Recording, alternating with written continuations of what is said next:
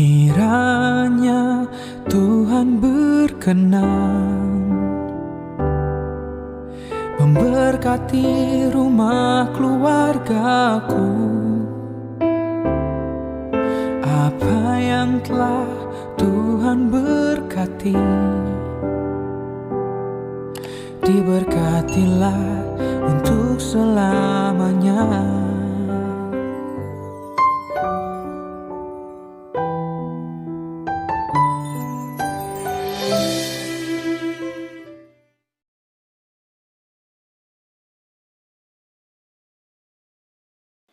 Shalom, selamat pagi Bapak Ibu Saudara yang dikasihi Tuhan. Mari sebelum kita bersama-sama kembali merenungkan setiap kebenaran firman Tuhan, pada kesempatan pagi hari ini, mari kita datang terlebih dahulu kepada Tuhan. Kita mau berdoa, kita memohon kepada Tuhan, supaya Tuhan membukakan pemahaman kita, pengertian atas setiap kehidupan kita, sehingga kita boleh mengerti maksud dari setiap kebenaran firman Tuhan pada kesempatan pagi hari. Mari kita akan berdoa.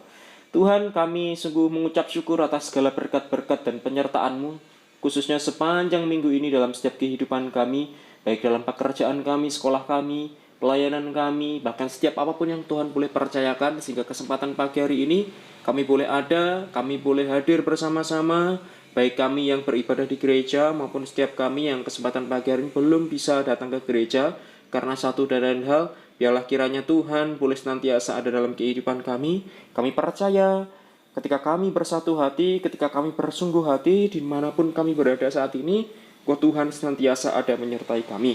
Kami percaya Tuhan memimpin dalam setiap pembelajaran kami, sehingga firman yang boleh kami dengar, firman yang boleh kami terima, ini boleh benar-benar menjadi kekuatan, menjadi makanan rohani yang boleh menyehatkan dan menguatkan setiap sendi dalam kehidupan kami.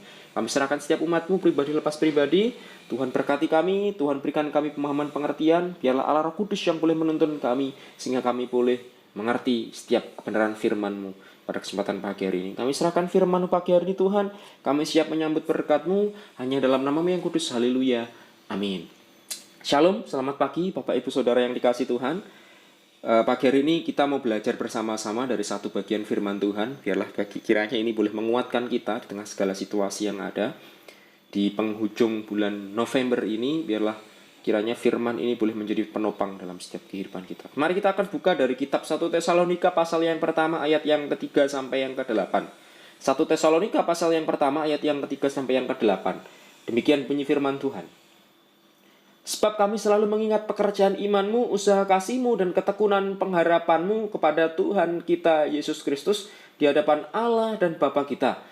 Dan kami tahu, hai saudara-saudara yang dikasihi Allah, bahwa Ia telah memilih kamu. Sebab Injil yang kamu beritakan bukan disampaikan kepada kamu dengan kata-kata saja, tetapi juga dengan kekuatan oleh Roh Kudus dan dengan suatu kepastian yang kokoh.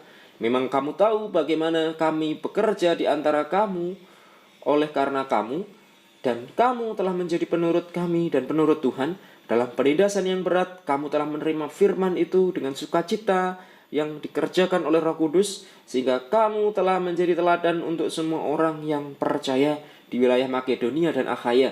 Karena dari antara kamu, firman Tuhan bergema bukan hanya di Makedonia dan Akhaya saja, tetapi di semua tempat telah tersiar kabar tentang iman-Mu kepada Allah, sehingga kami tidak usah mengatakan apa-apa tentang hal itu. Amin. Berbahagialah bagi kita sekalian yang boleh membaca, mendengar setiap kebenaran firman Tuhan ini. Biarlah kita boleh menerima kekuatan yang daripada Tuhan. Nah, Bapak Ibu Saudara yang dikasihi Tuhan, tengah segala situasi yang ada saat ini, kita sebagai orang percaya dituntut menjadi pribadi yang berbeda dari apa yang dunia pikirkan, dari apa yang dunia kerjakan. Khususnya kita sebagai orang yang percaya. Kenapa demikian? Karena kita tahu apa yang benar, apa yang harus kita kerjakan. Firman Tuhan mendasari segala apa yang kita kerjakan. Nah, bagian firman Tuhan pagi hari ini saya rindu untuk kita boleh belajar. Kita boleh tetap menjadi pribadi yang kuat di tengah situasi yang tidak baik sekalipun. Saya beri judul bagian firman Tuhan pagi hari ini, tetap mekar dan mengakar di masa sukar. Tidak mudah Bapak Ibu Saudara ketika kita menghidupi bagian firman Tuhan pagi hari ini untuk tetap mekar dan mengakar di masa yang sukar. Tetapi sebagai pribadi-pribadi yang hidup oleh karena Kristus yang telah hidup dalam kehidupan kita, kita percaya bahwa kita dimampukan untuk boleh melalui itu semua karena Tuhan senantiasa menyertai kita. Nah, Bapak Ibu Saudara yang terkasih, Di dalam Tuhan, saya yakin dan percaya kita mengenal atau paling tidak pernah mendengar kata sepenuh hati, setengah hati, dan berat hati. Nah, tiga hal ini bahkan setiap hari nempel dalam kehidupan kita. Setiap orang yang masih tinggal di dunia. Entah itu dalam segala aspek dalam kehidupan kita. Apakah itu dalam pekerjaan kita, apakah itu dalam studi kita, ataukah itu dalam pelayanan kita. Kata sepenuh hati, setengah hati, dan berat hati ini mungkin tidak secara nyata tertulis demikian, tetapi tersirat dalam segala tindakan kita. Kalau kita berbicara kata sepenuh hati, ini menunjukkan satu sikap di mana ada kesungguhan yang diperlihatkan ketika kita melakukan sesuatu hal. Dalam segala aspek dalam kehidupan kita, ada kesungguhan. Ada dorongan dalam diri kita untuk menyelesaikan dengan baik. Karena ada kesungguhan, sepenuh hati dalam kehidupan kita.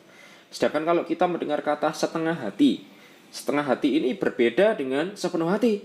Kalau sepenuh hati melakukan dengan kesungguhan, dengan tekad yang nyata, tetapi berbicara setengah hati ini menunjukkan sikap ketika kita melakukan sesuatu itu tidak disertai dengan kesungguhan. Tetap melakukan, kalau disuruh melakukan, tetapi tidak dengan sungguh-sungguh. Ada sing ganjel, melaku dengan menggerutu, ngedumel, dan lain sebagainya. Nah, artinya setengah hati ini berada di antara mau dan tidak mau, tulus dan tidak tulus. Nah, mau tapi ada yang ganjel, tulus dan tidak tulus. Jadi antara tulus dan tidak tulus. Tulusnya karena mau melakukan, tetapi tidak tulusnya karena ada sesuatu yang ganjel tadi. Sedangkan kata berat hati ini menunjukkan sikap penolakan dalam melakukan sesuatu. Berbeda dengan sepenuh hati yang melakukan dengan kesungguhan, setengah hati yang melakukan tapi dengan ogah-ogahan. Berat hati nyata-nyata mengatakan tidak, saudara.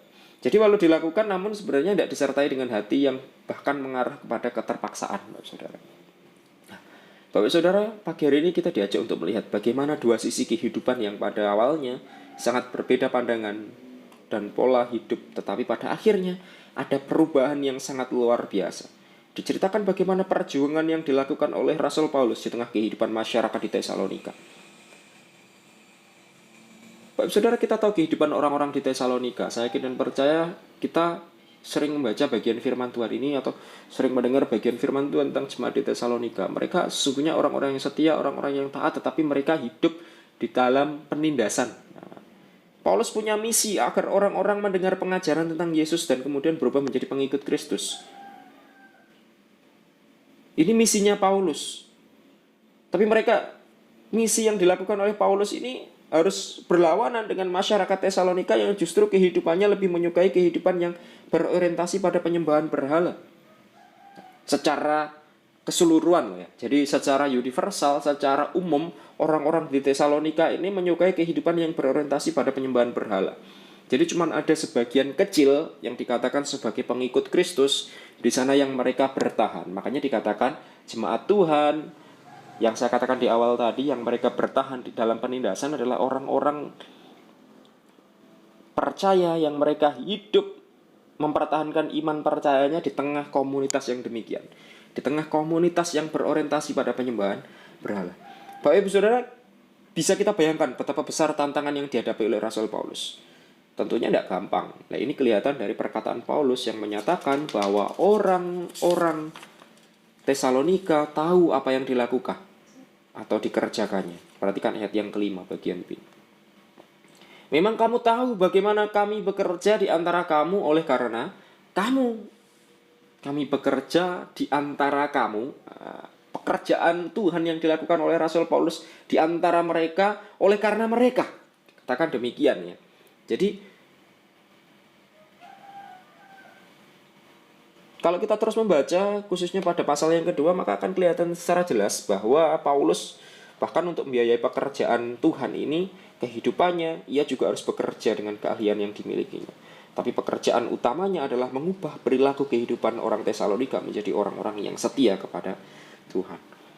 Bapak Ibu Saudara yang dikasih Tuhan, jemaat Tesalonika ini dirintis oleh Rasul Paulus dalam perjalanan misinya yang kedua, dalam waktu yang relatif singkat. Kalau Bapak Ibu Saudara perhatikan dalam kisah para Rasul 17 ayat 1 sampai yang ke-9, sana jelas dikatakan waktunya kurang dari 1 bulan, Bapak Saudara. kurang dari sebulan ketika Rasul Paulus merintis pekerjaan Tuhan di Tesalonika. Nah, hal ini terjadi karena apa? Adanya orang-orang Yahudi yang iri hati, menindas mereka bersama dengan para penjahat dan preman-preman pasar pada waktu itu, saudara. Karena itu pada akhirnya Rasul Paulus terpaksa harus meninggalkan jemaat Tuhan yang ada di Tesalonika. Walaupun demikian, ternyata apa? Jemaat Tesalonika ini dapat bertumbuh menjadi jemaat yang cukup kuat di dalam iman. Walaupun mereka menjadi minoritas di tengah mayoritas yang hidupnya berorientasi pada penyembahan berhala, tetapi dikatakan bahwa mereka cukup kuat di dalam iman. Surat 1 Tesalonika ini ditulis tidak lama setelah Rasul Paulus meninggalkan jemaat di Tesalonika. Jadi setelah 6 bulan ketika Rasul Paulus meninggalkan Tesalonika, Rasul Paulus ini mulai menulis kembali surat ini ketika dia berada di kota Korintus. Jadi ketika dia sudah ada di Korintus, dia menulis surat ini karena begitu memikirkan jemaat Tuhan yang ada di Tesalonika. Pada akhirnya Rasul Paulus mengutus Timotius untuk menilik mereka, untuk melihat kehidupan mereka, melihat kehidupan iman mereka. Surat ini ditulis sebagai tanggapan terhadap kabar yang dibawa oleh Timotius mengenai kondisi jemaat itu. Melalui surat ini, Rasul Paulus hendak menyatakan kepuasannya atas mereka sekaligus mendorong mereka agar mereka tetap kuat di dalam iman mereka. Bapak Ibu Saudara, dari sini kita dapat melihat kebanggaan Paulus terhadap jemaat Tesalonika ini benar-benar terlihat jelas. Jemaat ini memiliki iman, kasih, dan pengharapan.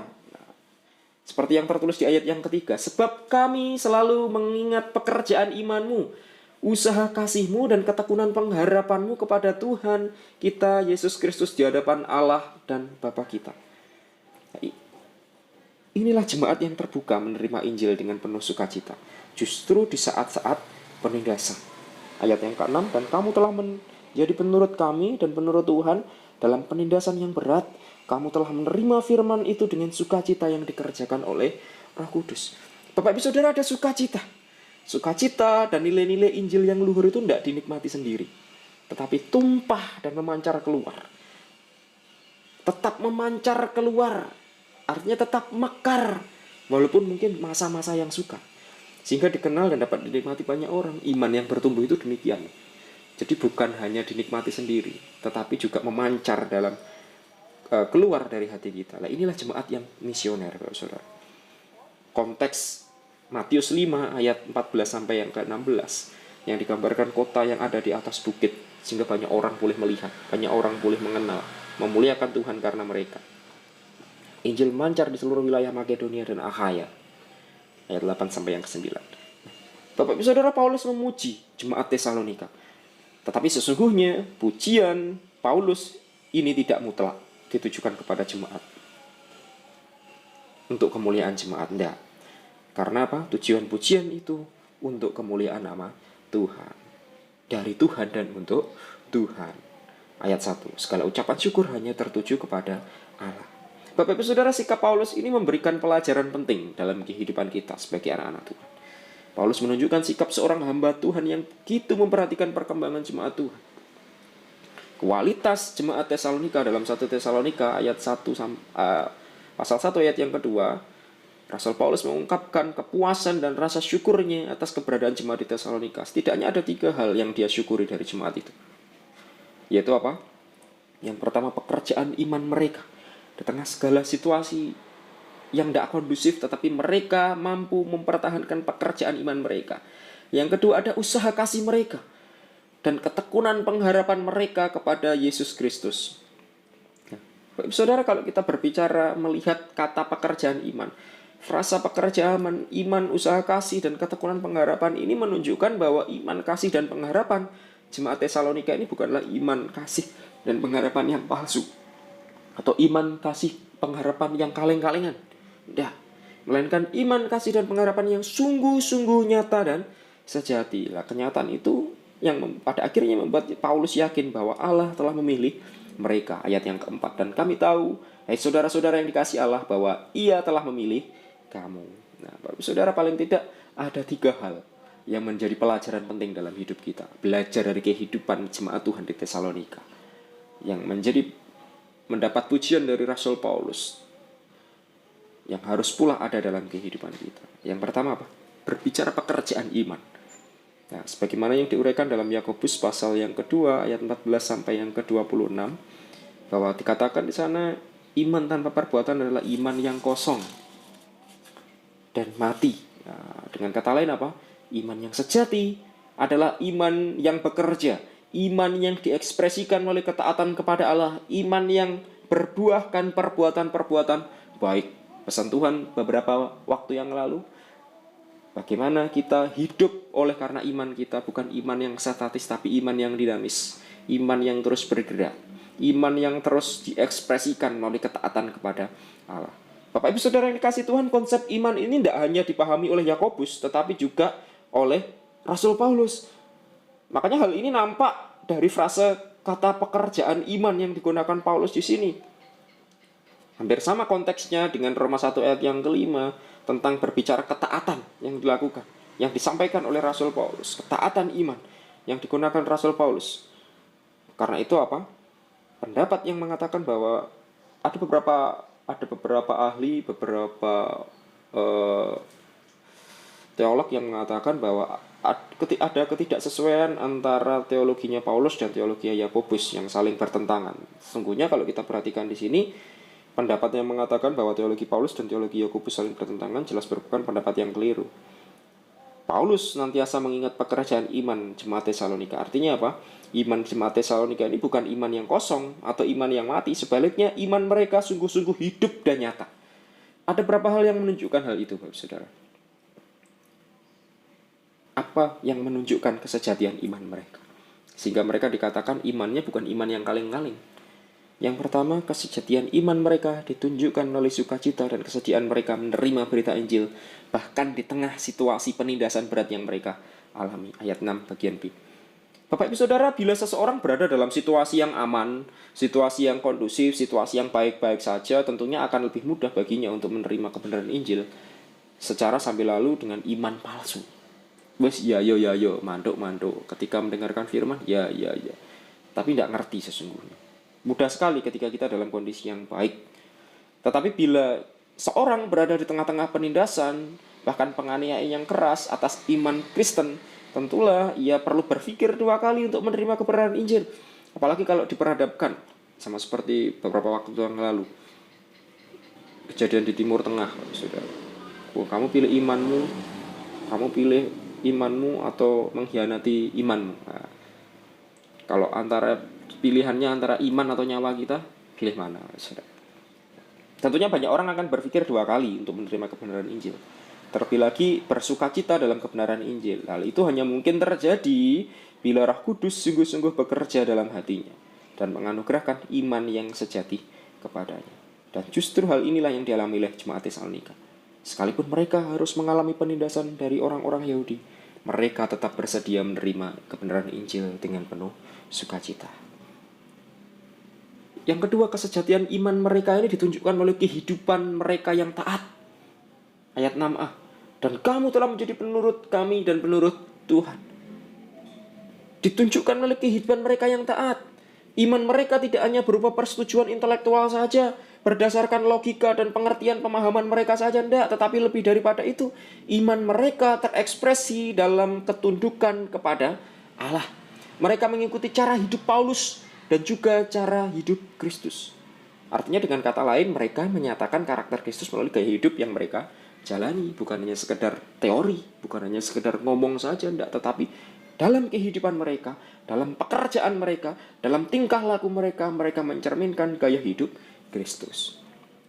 Yang ketiga, kesejatian iman mereka ditunjukkan melalui teladan hidup yang mereka nyatakan di kehidupan di hadapan semua orang, sehingga kesaksian iman mereka dapat tersiar ke seluruh provinsi Makedonia, Akhaya, dan banyak tempat lainnya.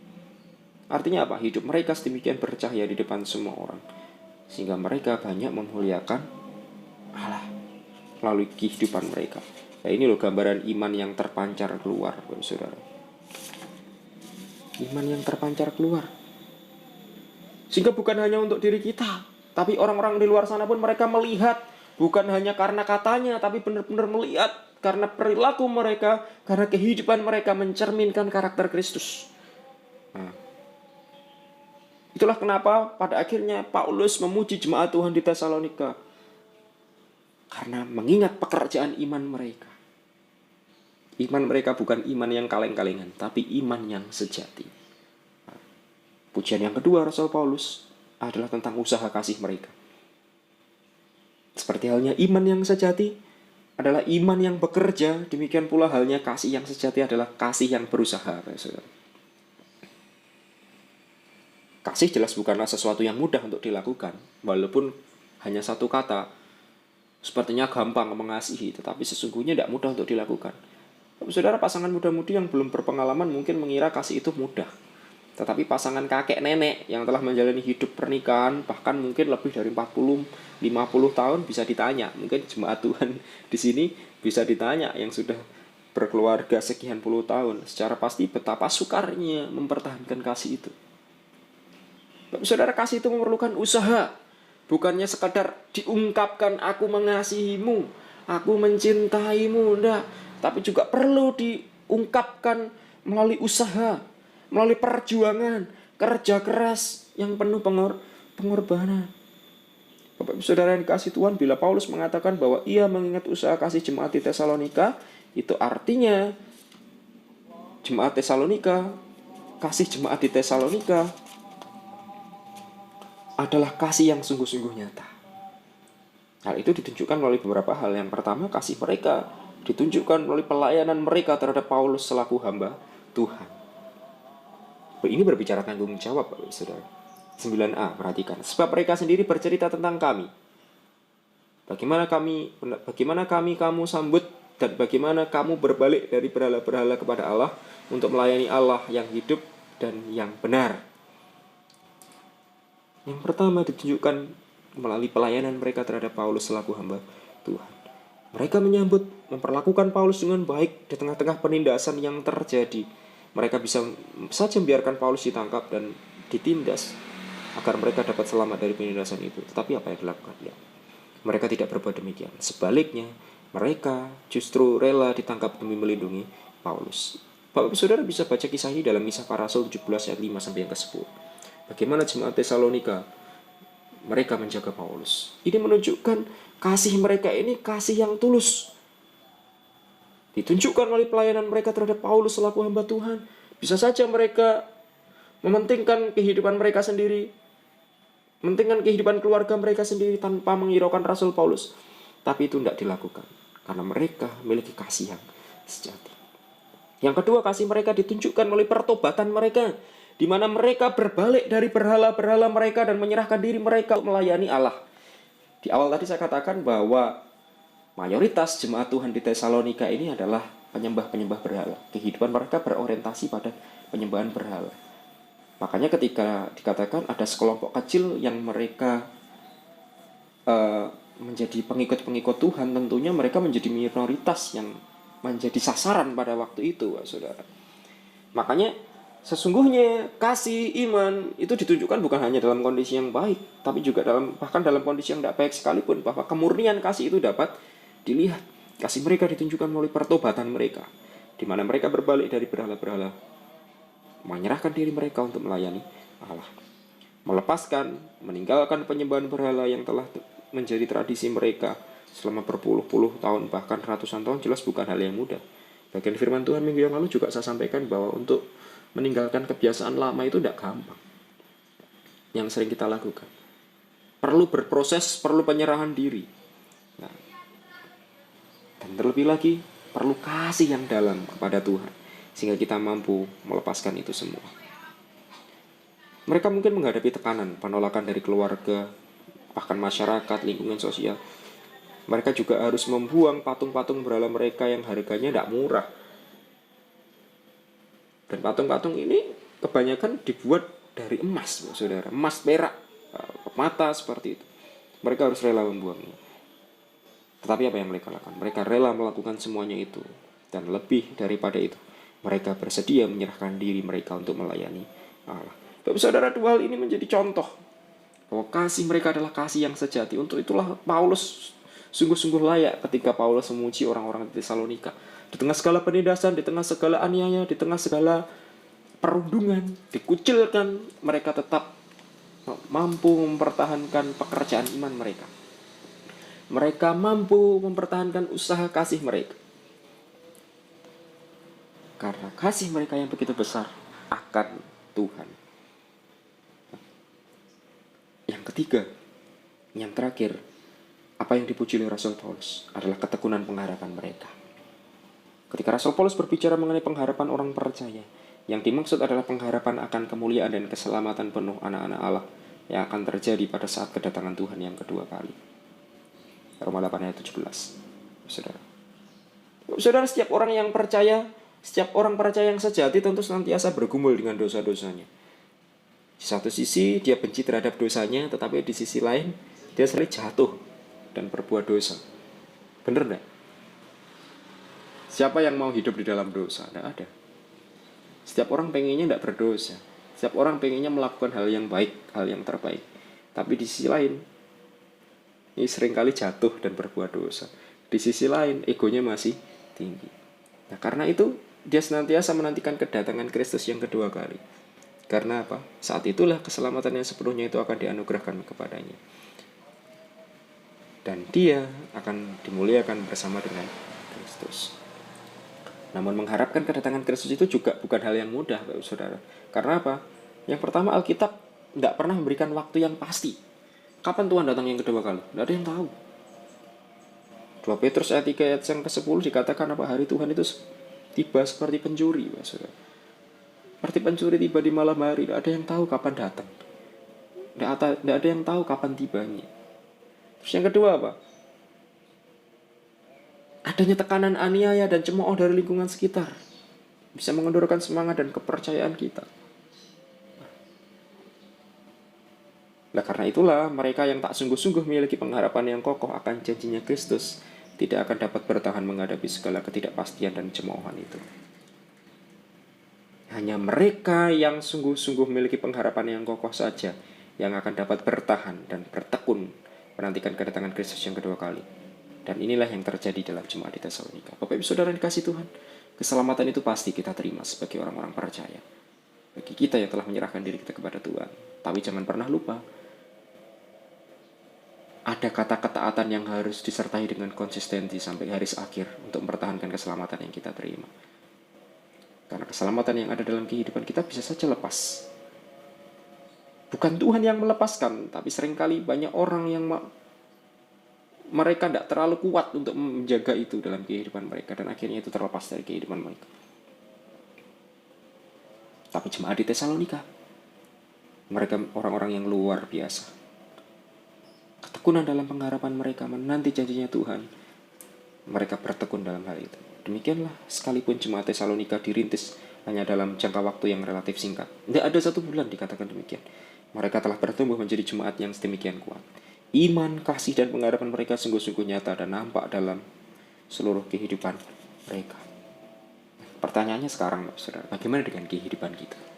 Sudahkah iman, kasih, dan pengharapan akan Allah nyata dan berbuah dalam kehidupan kita?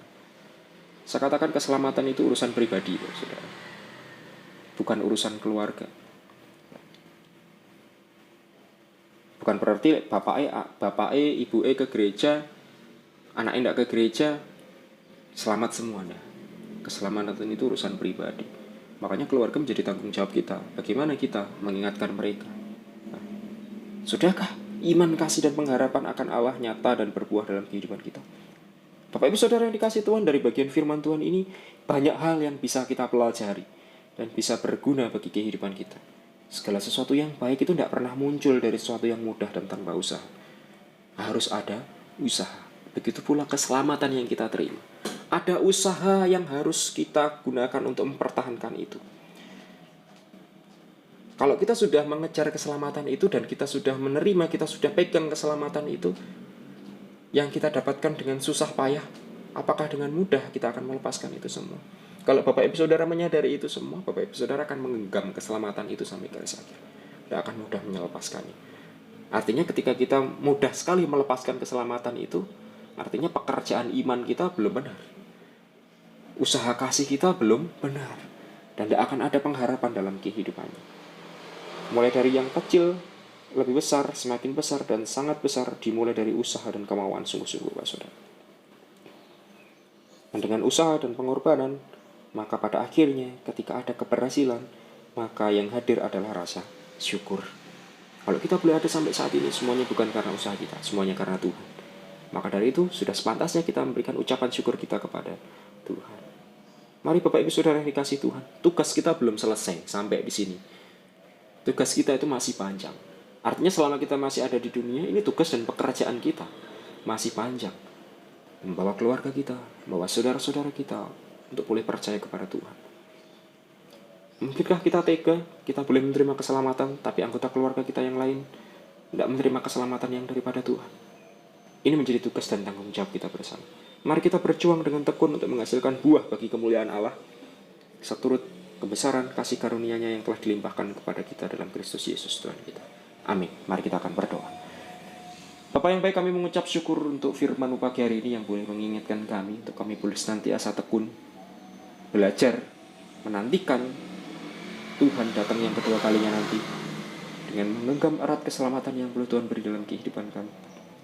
Biarlah kami boleh belajar dari jemaat Tuhan di Tesalonika, walaupun mereka jemaat Tuhan yang kecil, walaupun mereka mungkin menjadi pribadi yang belum lama belajar tentang Tuhan, di tengah situasi penindasan, di tengah segala situasi yang boleh mereka hadapi, tapi mereka boleh menjadi pribadi yang setia.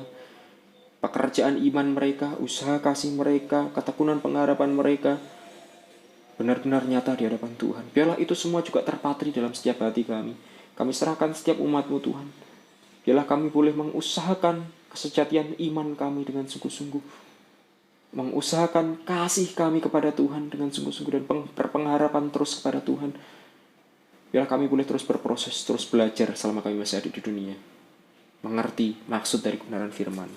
Kami serahkan firman pagi hari Tuhan, Tuhan patri dalam hati kami, sehingga firman ini boleh terus bergema, boleh terus mengingatkan kami dalam segala apa yang boleh kami kerjakan, bahwa segala sesuatunya datang daripada Tuhan dan kembali kepada Tuhan. Kami serahkan kehidupan kami, keluarga kami, segala pergumulan kami ke dalam tangan kuasa-Mu, hanya dalam nama-Mu yang kudus. Haleluya. Amin. Amin. Selamat pagi, Tuhan Yesus memberkati kita sekalian. Sebab Tuhan melindungi, Tuhan menyinari dengan wajah-Nya, memberi kasih karunia, damai sejahtera. Tuhan Yesus berkati.